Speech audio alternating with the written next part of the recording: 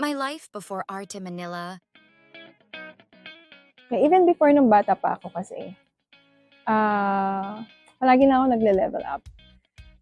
Nung first job ko, into sales.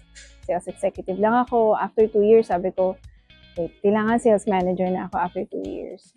And then, nung naging sales manager naman ako, 2 years after, sabi ko, wait, ano bang next sa sales manager? Siyempre, sales director. So, na-achieve ko naman yon. After 1 year, naging sales director na ako. So, ganito, before Arte Manila, nasa sales pa rin ako. I also went to MLM. Nagkaroon din ako ng mga business na nag-franchise ako.